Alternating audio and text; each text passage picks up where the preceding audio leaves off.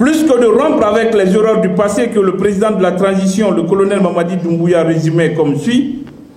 l'instrumentalisation des institutions républicaines, de la justice, le piétinement des droits des citoyens, l'irrespect des principes démocratiques, la politisation à outrance de l'administration publique, la gabegie financière, la pauvreté et la corruption endémique, il les a répétés et amplifiés à la vitesse de la lumière.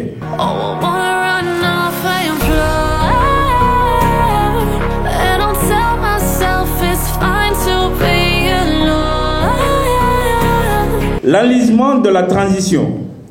en raison de sa gestion unilatérale et autoritaire, et le dévoiement de sa vocation principale, celle de retour à l'ordre constitutionnel par l'organisation d'élections libres, crédibles et inclusives, a achevé de plonger notre pays dans l'angoisse, l'incertitude et la lassitude. S'il est un constat largement partagé par une grande majorité de Guinéens, c'est que l'arrivée au pouvoir du CNRD, le 5 septembre 2021, loin d'ouvrir une transition, marque plutôt la continuité d'un régime autoritaire qui entend s'accrocher au pouvoir le plus longtemps que possible et gouverner par la seule force des armes et non du droit. En effet, plus que de rompre avec les erreurs du passé que le président de la transition, le colonel Mamadi Doumbouya, résumait comme suit: l'instrumentalisation des institutions républicaines, de la justice, le piétinement des droits des citoyens, l'irrespect des principes démocratiques, la politisation à outrance de l'administration publique, la gabegie financière, la pauvreté et la corruption endémique, il les a répétés et amplifiés à la vitesse de la lumière.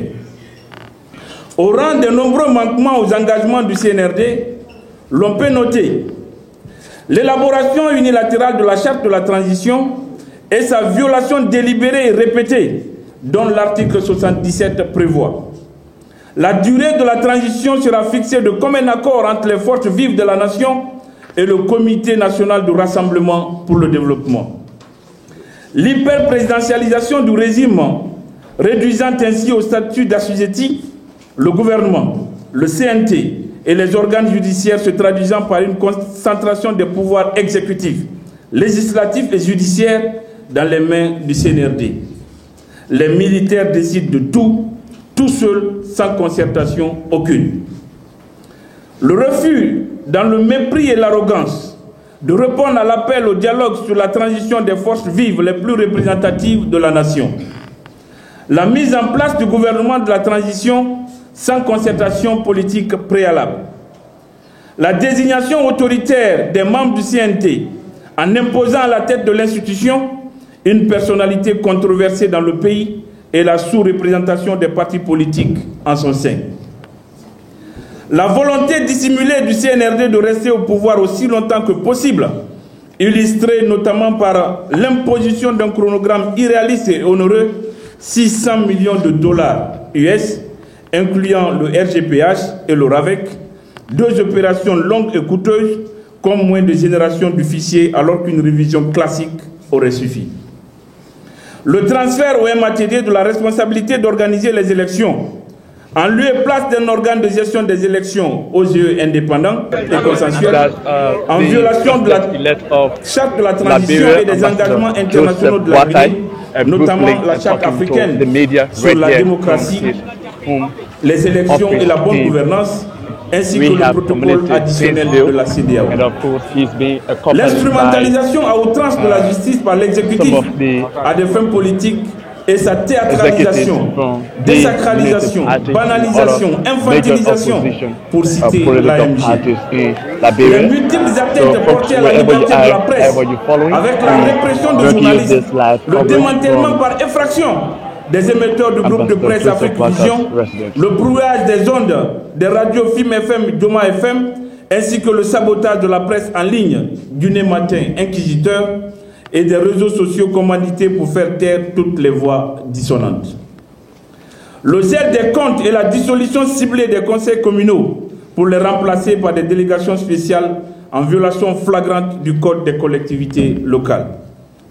La décision de nomination des membres du conseil de quartier et de district par les gouverneurs de région, une atteinte grave à la démocratie locale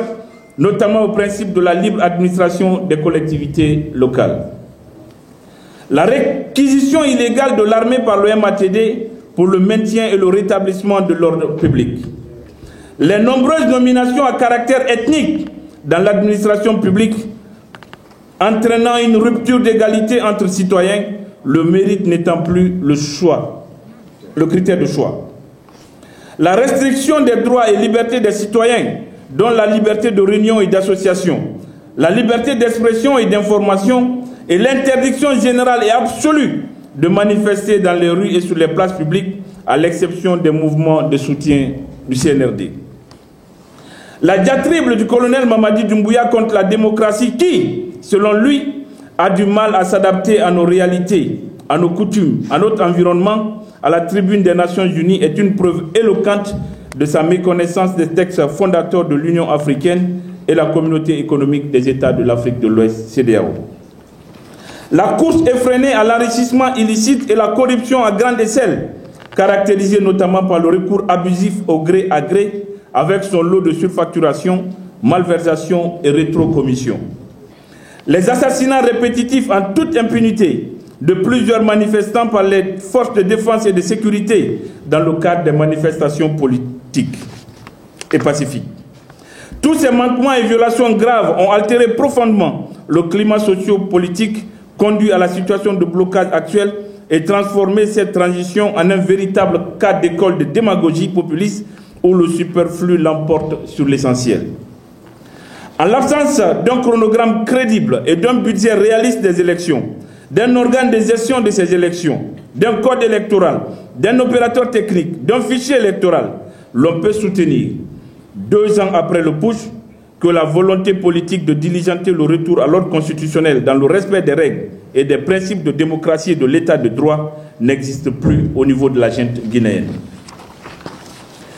L'ANAD réitère son engagement à se battre résolument pour un retour rapide à l'ordre constitutionnel et tant attendu qu'aucun glissement de calendrier ne sera accepté. Vive l'ANAD, vive la démocratie, vive une Guinée une et indivisible. Je vous remercie.